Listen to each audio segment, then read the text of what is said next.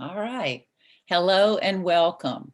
I'd like to start off by introducing myself. My name's Christine Sotile, and I'm a licensed clinical social worker with LSU's athletic department in sports psych and counseling. My undergraduate degree, however, is in education, and I did work in the academic center for 7 years, which I really enjoyed. This is a very basic talk on mindfulness. I'll be throwing a lot at you, so keep what you want. It's just as simple as it goes. There's a lot to it. So keep what sticks, and hopefully it will inspire you to move forward wherever you are on your learning about mindfulness. I've been interested in the mind-body connection for years. It started as being an amateur athlete and from a personal standpoint, and it has evolved into being a therapeutic intervention that I use at work. It's a wonderful skill to cultivate, and I hope you'll pick up a few new ways of thinking and experiencing as we talk this afternoon. Since we are meeting remotely, and I was hoping that you would put your questions and comments in the chat room. Since there are so few of us, I was thinking there would be more. You can raise your hand, and if I see you, I'll be happy to answer questions or listen to comments as we go along. So just make yourself comfortable and let's get started. The outline for this afternoon's presentation starts off with the definition and history of mindfulness, and then I'll discuss the ways it could help you and follow up with a practice. We will do a guided practice at the end of today's presentation.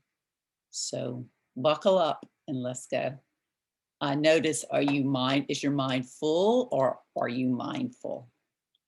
So I will ask you a few different times during the presentation to take a break, have a pause, take a few deep breaths. We could start right now with a few deep breaths and just kind of settle into where you are, be comfortable, and notice as you breathe, your face and your shoulders relaxing. So what is mindfulness? Jon Kabat-Zinn defines it as the awareness that emerges through paying attention on purpose, in the present moment and non-judgmentally to the unfolding of experience moment by moment. Who is Jon Kabat-Zinn? I'll be talking a lot about him this afternoon. He's responsible for introducing mindfulness into the American mainstream and making meditation the kind of thing that medical professionals take seriously. It's the state of active, open awareness. Awareness is a key word of the present. You observe your thoughts and feelings without judgment.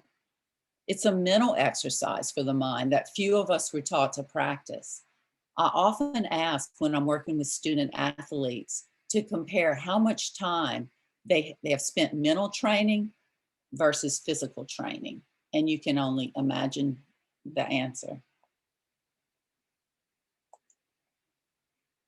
Mindfulness is paying attention on purpose and without judgment, on purpose, being conscious of your awareness. So many people eat and watch TV simultaneously, or eat and you're on your phone at the same time. So you may be aware that you're eating, but you're not mindful of what you're eating. Your attention is focused on the television or on your cell phone. We can be mindful of our senses. Have y'all noticed the beautiful azaleas outside and the birds chirping? It's spring. And we can also be mindful of our inner world of thoughts and emotions. It helps us to respond instead of reacting. And it's simple, but not easy. It takes practice. So rather than allowing your thoughts to arise and your body to react to them, try using the pause between stimulus and response to determine your next and most effective course of action. Okay, so let's say you're driving to work and someone pulls out right in front of you and you just get so annoyed. You have to slam on your brakes and you almost have an accident and you want to just start screaming or worse. So what this is asking you to do is take a pause and think, do I really want this person who pulled out right in front of me to put me in this mood, to up my stress? Or is it just not worth it? Am I just, yeah, that was ugly of them, or maybe they're in a hurry, whatever. But don't let frivolous thoughts and the everyday situations of life control you. That is what mindfulness is. As I said, it's not easy.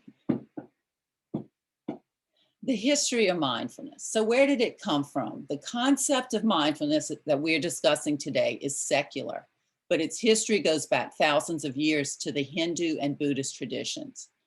To reach enlightenment, Buddhists explore their minds by peeling away the parts that hold negativity or judgment or other thoughts that cloud the mind.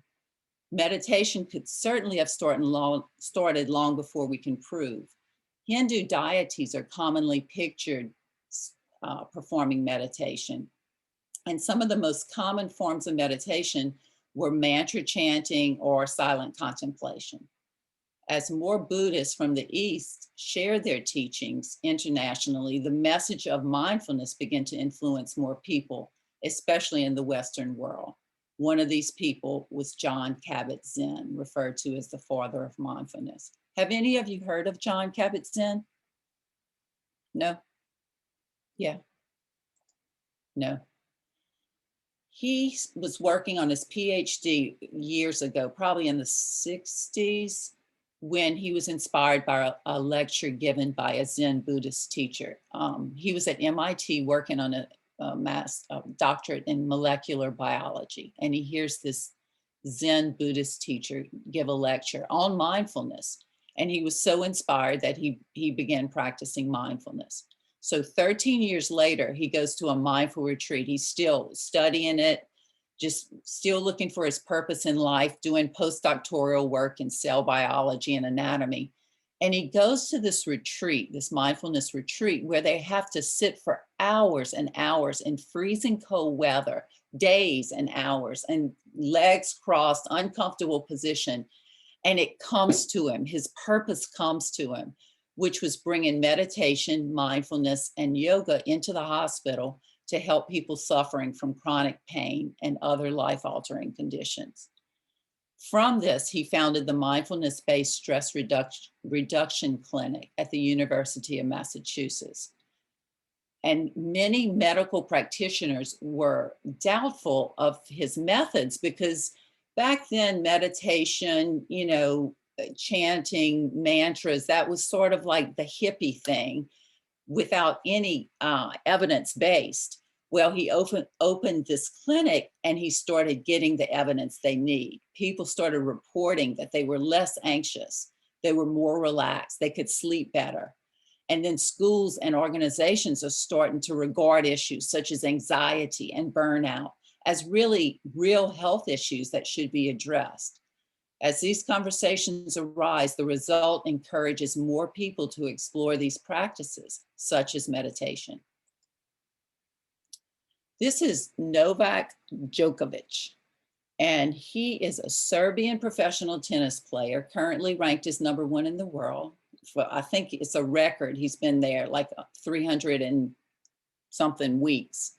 He says that meditation has enabled him to let go of negative emotions, and his mental approach on the court has improved.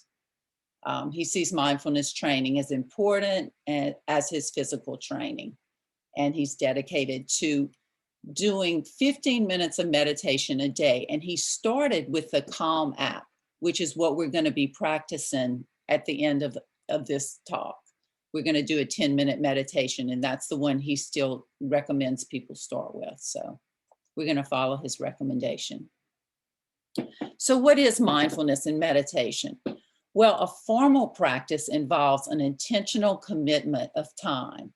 So if you set aside 15 minutes, I'm going to practice for that. Informal involves weaving it through your day. So if you go fold clothes or mindful eating, I'm just going to be mindful through my regular patterns. Silent retreats encourage participants to take a vow of silence, and whatever activities are done, eating, yoga, they're done in silent. Practicing at home can mean, like we talked about, the informal practice, Or it can mean waking up and establishing an intention for the day, such as I'm going to be kind to myself today. I'm going to be patient with others. I'm going to be grounded today. Buddhist tradition has a vipassana, and it's a meditation involving concentration on the body or its sensations or the insight this provides. So imagine when I first talked about the history, them peeling away the negativity and the judgment. So they focus on the body and its sensations. How am I thinking? How does this feel?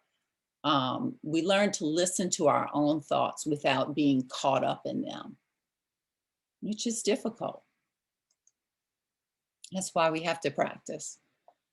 Two main categories of mindfulness or meditation or focused attention, which involves focusing on something as a way of staying in the present moment and slowing down inner dialogue.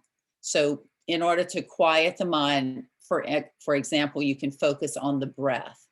This is a useful tool for stress. This does not mean you have to stop thinking. In fact, research says that our minds are going to wander 50% of the time. It just simply means bringing the thoughts back, bringing the mind back to the quiet. Your thoughts are always going to, even when we do the practice at the end of today, your thoughts are going to wander. They ask you not to be judgmental. It's not good. It's not bad. You just bring them back. And that's mindfulness. That's meditation. Just recognizing that your thoughts have wandered. Opposite to focused attention is open monitoring. And that's a kind of attentive daydreaming where the meditator is aware of thoughts and feelings and observes them without attachment. So what happens during open monitoring is you observe your thoughts. You just let them think. And you recognize what you like and what you don't like, and what makes you happy and what makes you sad. And there's no judgment. It's almost as if you're just watching your thoughts outside of you, just observing them. Mindfulness-based stress reduction, again, developed by John Kabat-Zinn, is an 8-week evidence-based program that offers secular, intensive mindfulness training to assist people with stress, anxiety, depression, and pain. And he does train teachers to become mindfulness teachers. So meditation practices come in a wide variety of styles and techniques, all serving different purposes and intentions. There are meditation practices for each of these needs and many more. Many practices to choose from. Identifying what you're after helps to narrow down your options. Famous athletes who meditate to improve their game include Michael Jordan, Kobe Bryant, former Kobe Bryant, LeBron James, Derek Jeter, and Steph Curry. The last two aren't pictured. Coach Phil Jackson used to coach for Chicago when Michael Jordan was there, and the Lakers when Kobe was there. And he required all of his players to meditate. So another slide where we can just practice taking a pause. You can take 3 deep breaths, focus on filling up your lungs, followed by a long, slow exhale. Feel the muscles in your face, neck, and shoulders relax.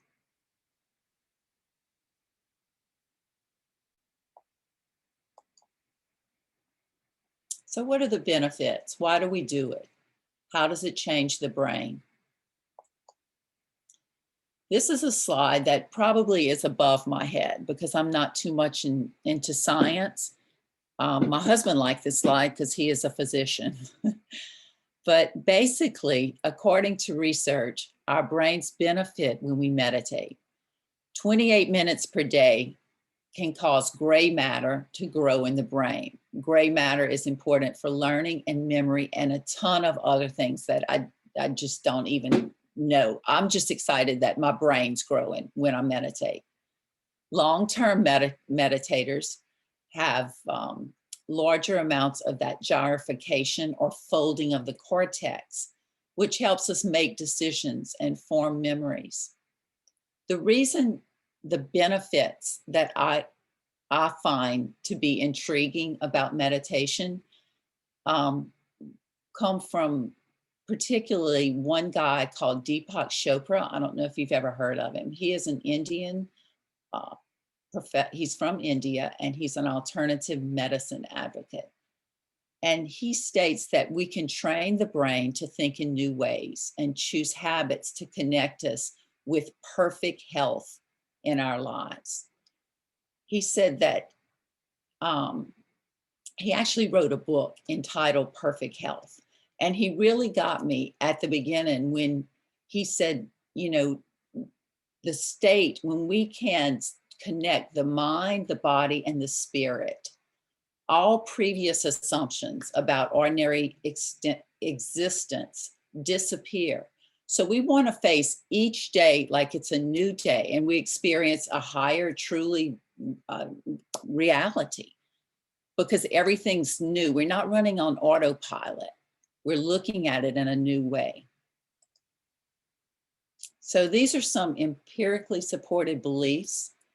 John Kabat-Zinn said awareness is a superpower and we need to take advantage of it. He said you could start making different choices if you're aware. You can change the habits that don't work for you. He said it quieting the ego's voice, which is that chatterbox in our mind. We become much more ourselves. We accept our imperfections, and maybe we don't trip up ourselves so much on trying to be perfect. So stress reduction, improved focus, better relationships. I did a slide for the benefits of mindfulness for teachers. Research has shown mindfulness to be helpful for everybody, but in particular teachers, improving their emotional well-being, helping them understand the student's perspective and freeing them up to be more effective in the classroom.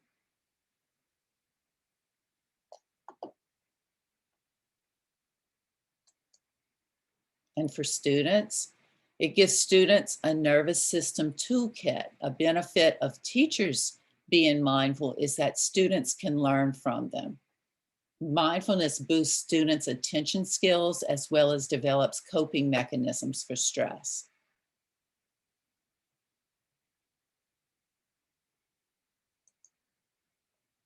So Pete Carroll is the coach of the Seattle Seahawks, and he and his dear friend, Dr. Michael Gervais, who is a sports psychologist, work with the team on being mindful.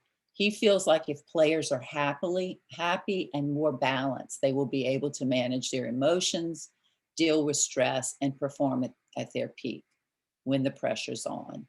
So my meditation is a key component for the Seattle Seahawks mental training.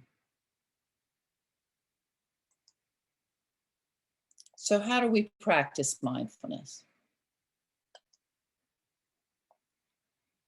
So this says the curious paradox is that when I accept myself as I am, then I can change. This is a difficult concept for many, and it may seem impossible to some. Self-loathing abounds in our culture.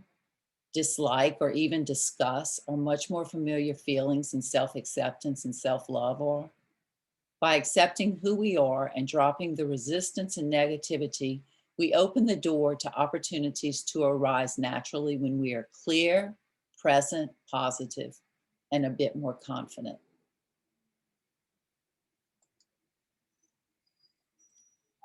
So the mind-body connection and why it's important. A study of adult patients diagnosed with any mental disorder.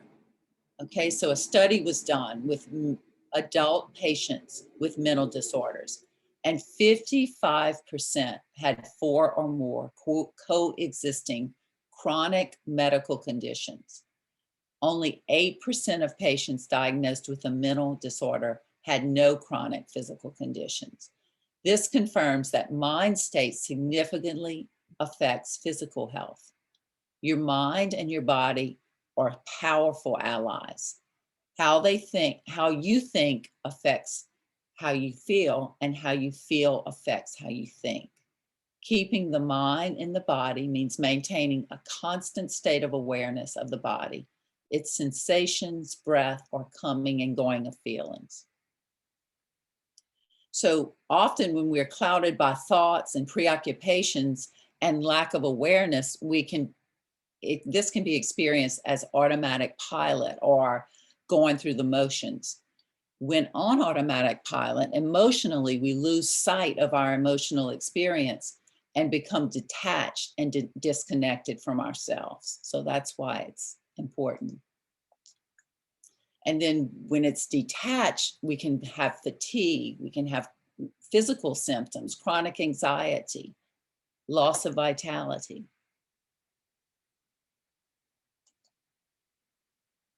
And then how do we reconnect? Well, mindfulness offers a calmer alternative to the default mode network, the egotistical chatterbox that is always reminding you of the stuff in the past and the future in your brain. Respond rather than react by being aware of your triggers, focus on your breathing, be aware of any tension or pain in your body.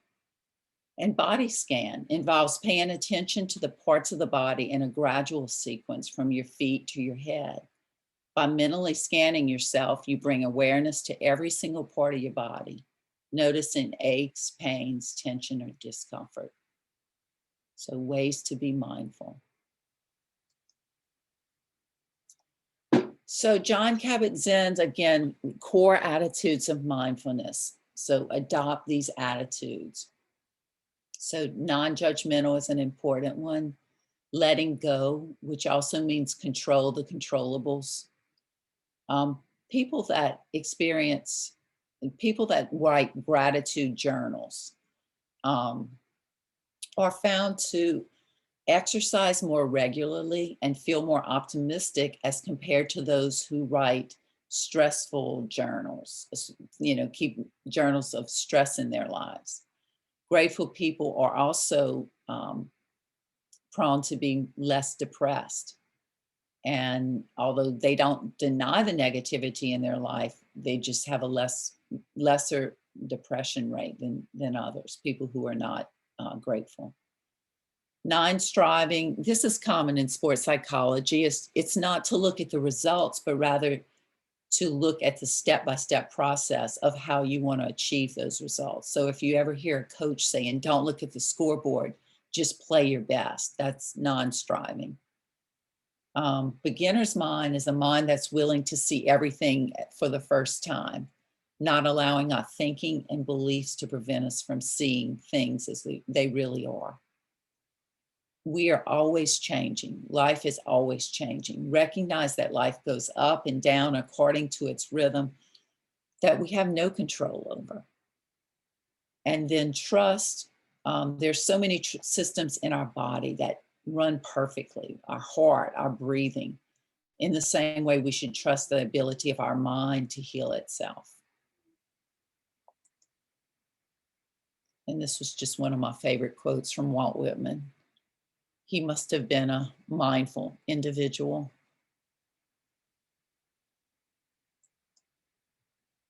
So ways to practice. We can do mindful breathing, mindful listening, appreciation, and finally, meditation is a way of transforming the mind.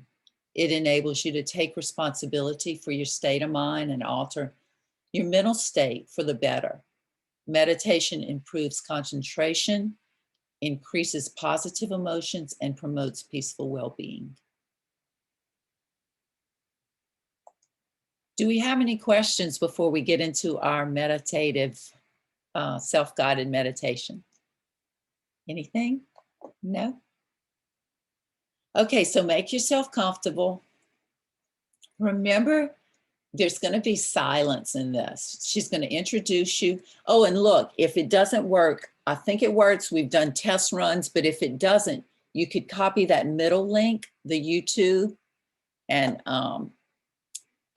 just do it on your own computer. It's about 10 minutes. Remember that your mind will wander. The key is to bring it back to the practice. She will instruct you very simply on what to do, but she does have some silences in there. So she doesn't leave you, she comes back. And I'll see you in about 10 minutes. I'm not going anywhere, but.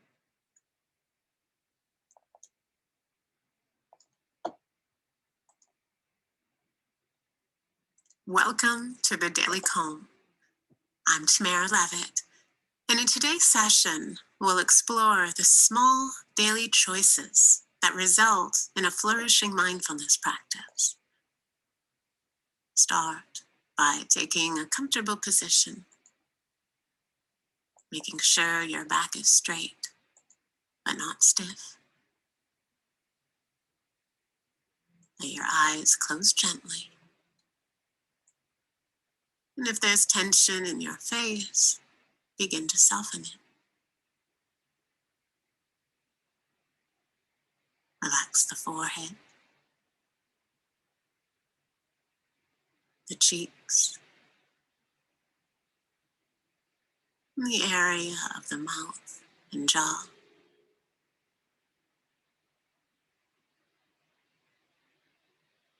Feeling into the throat, the front and back of the throat,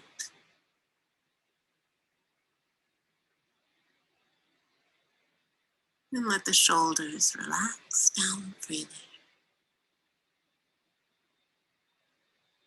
And if there's any tightness here, see if you can breathe deeply into that area. And as you do this, you might notice a release.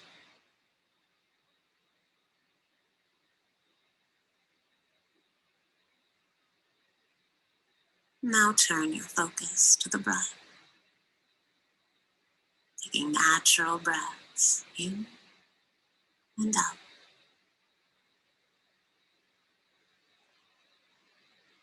Observing the rising and falling sensation of each breath.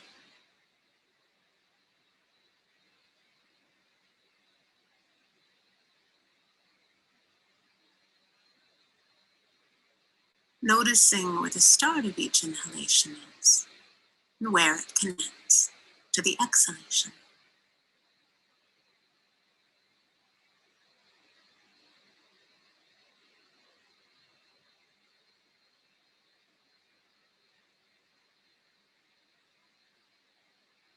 Be with each breath as it changes, so that you can continually be here now. Be with the aliveness of each fresh new breath.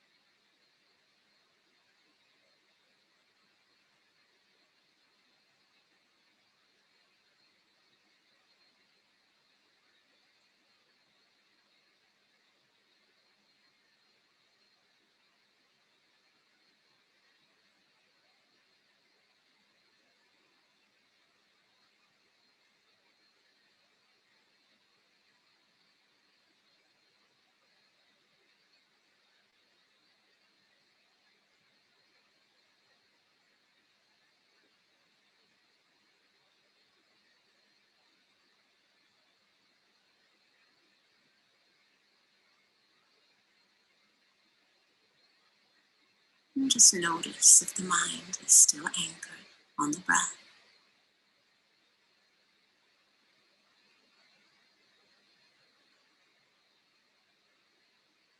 Sometimes, partway through our practice, our thoughts jump to the finish line.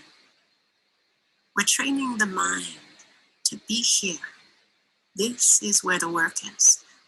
This is where each moment is.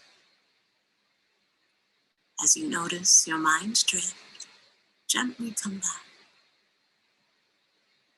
Follow the breath, its beginning, middle, and end. Be aware of each breath as it changes.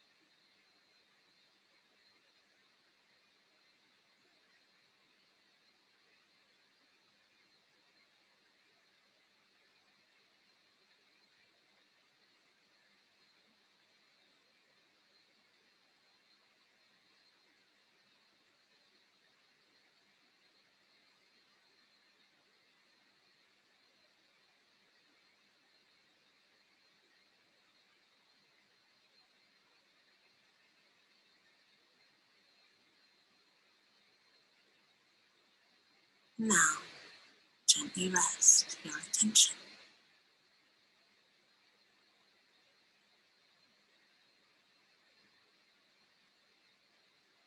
Cultivating our mindfulness practice is something like planting trees in an orchard. If we plant a peach seed, it will grow to be a peach tree. And after a few years, it will bear peaches. As one sows, so one shall reap. But it's not enough to drop a seed in the ground and return years later to collect our fruit. We must take great care, returning every day to nurture it and tend to it. And we want to make sure the soil provides a healthy foundation for a vigorous tree. As Shunryu Suzuki says, our tendency is to be invested in something that is growing in the garden, not in the bare soil itself. But if you want to have a good harvest, the most important thing is to make the soil rich and cultivate it well. If we practice patience, we will grow in patience. If we practice acceptance, we will grow in acceptance. We can't just set out to achieve liberation without doing the everyday work that will lead us there. We must pour ourselves into the process, integrating mindfulness into our lives. This means making the thousands of tiny choices that result in a disciplined and progressive practice, such as meditating when we feel tired, challenging our reactivity in an argument, and calling on the breath to calm a surge of anxiety. By creating these habits on a daily basis, we are building a foundation that will grow stronger over time. Like the growth of a peach tree, changing the habit pattern of the mind takes time. In this practice, we will spend many days out in the orchard, amid the trees, some rainy, some sunny. So embrace the task of tending to your practice daily, enjoying each unique phase of growth as it sprouts, grows, and flourishes.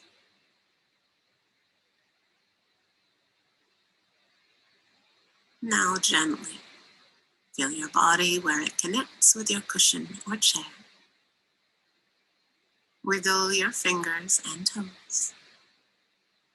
And slowly open your eyes. I hope you enjoyed today's daily calm. Have a great day, and we'll see you back here tomorrow.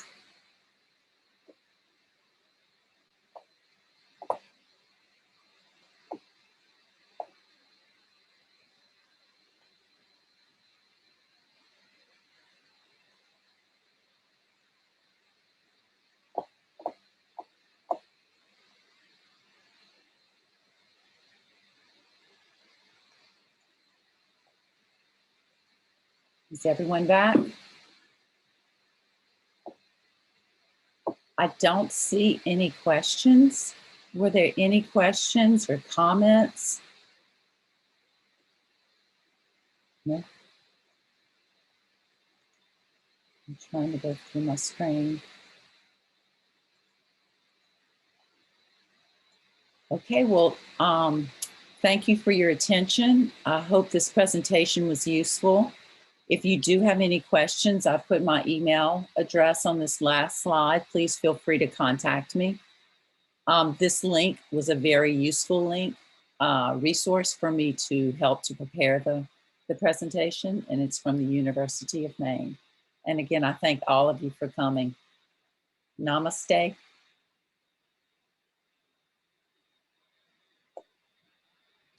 And just a reminder, y'all, we have a little survey that if you want to fill it out, you can scan it. It's a QR code. It's also in your program. But I appreciate y'all for coming by. Thanks, Daniel. Hope the rest of your day is wonderful.